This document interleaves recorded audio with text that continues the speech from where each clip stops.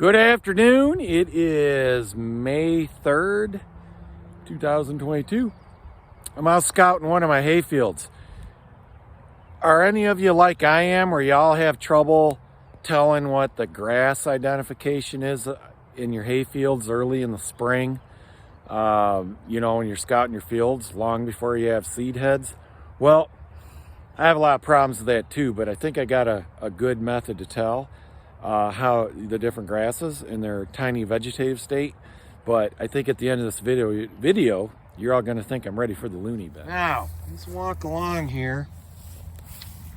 And I saw this really thick bladed stuff and I said, I bet this is smooth brome. Horses love smooth brome. And the best way you can tell smooth brome is, you can see right at the tip of my thumb. There's no light out today. It's pretty dark.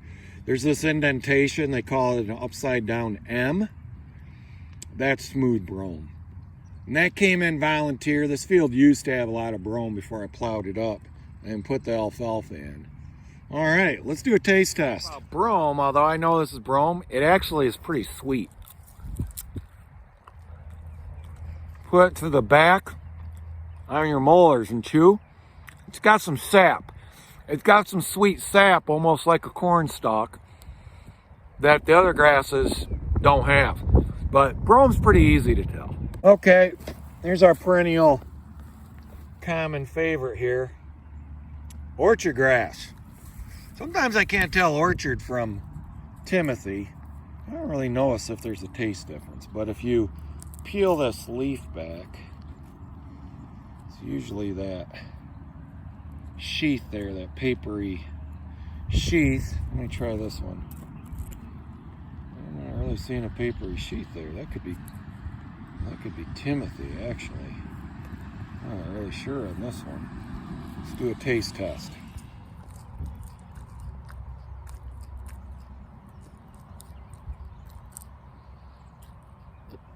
I actually think this might be Timothy.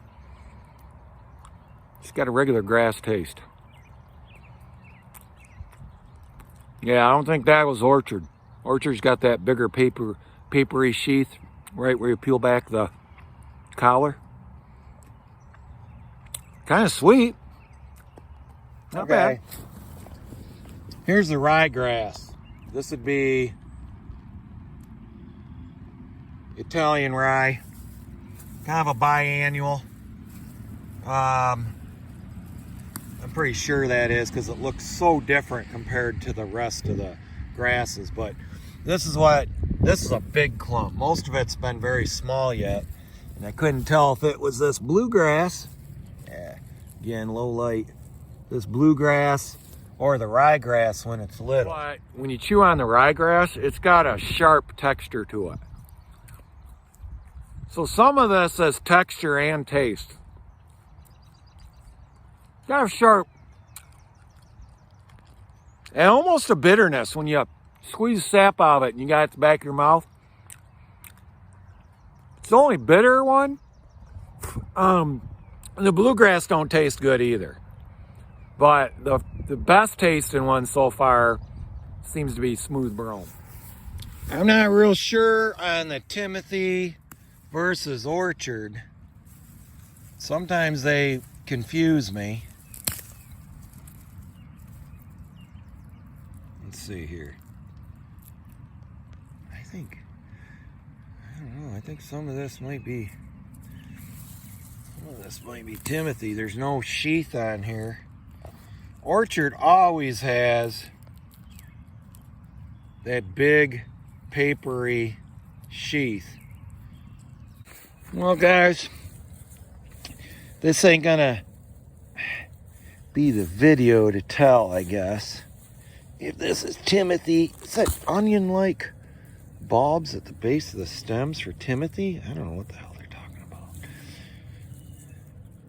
See, that just has very little membrane to no membrane. But see how flat that stem is? That to me could be Timothy. But I just don't recall, I just can't see there being that much Timothy in this field. I think what I'm looking at actually is orchard grass, but all I can say, if you really want to tell the difference there, go watch a video from somebody who knows what the hell they're talking about. And, you know, I always used to think orchard grass grew in these big clumps like this, and that Timothy didn't, but I see Timothy in big clumps. And both of them have that flat type stem appearance. But when I see orchard grass, it always has that big white papery sheath. So anyways, we focused primarily on knowing smooth brome, bluegrass, and ryegrass by taste. Can't really tell you the difference between Timothy and orchard grass, but I think somebody would chime in. So anyways, having fun doing a field walk. Wet weather. Looks like by next week we can get in, do some fields. I got about 90 acres of hay to put in. You know, usually we like to, my climate, not get anything planted too much later than this. Of course, if it stays wet and cool, that's good. We've had a wet, cold spring, a wet, cold April, which I actually think is good for the hay crop. If we have a real warm April and this stuff gets growing ahead of schedule, what we really risk is a huge killing frost in May, which we're still likely to have. And these cool season grasses, if they get much taller than this, really that's coming up there good. When that gets hit by frost and it's up a couple more inches, it burns halfway back when you have like a 25 or cooler night, you know, or a 20-degree night. And what happens is grasses will bump right into the boot stage and go, you know, start flowering and, you know, go vegetative on you. And when they do that, you know, there's no more elongation of the leaf, which is your hay yield. You're just going to get the straw at that point. And it really nicks your hay back. You know, last year that happened, and it's happened, I'm going to say, last 3 out of 5 years. And we've you know, suffered 50% decline in some hay yields. The better fertilized fields didn't get it. Alfalfa rebounds back quite nicely from frost. And the clovers, they seem to be a lot more tolerant, but they come back really good. So I'm just hoping. We've had a really cold weather. Most people in the, you know, northern half of the U.S. have had extremely cold weather for this time of year.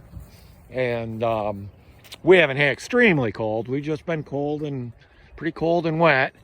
And, you know, I would say that that's not a bad thing for the hay at all. That's a good thing. You know, last couple Aprils were hot and dry and no rain, and that was devastating. Then we had a hard hit of frost, and that really killed us.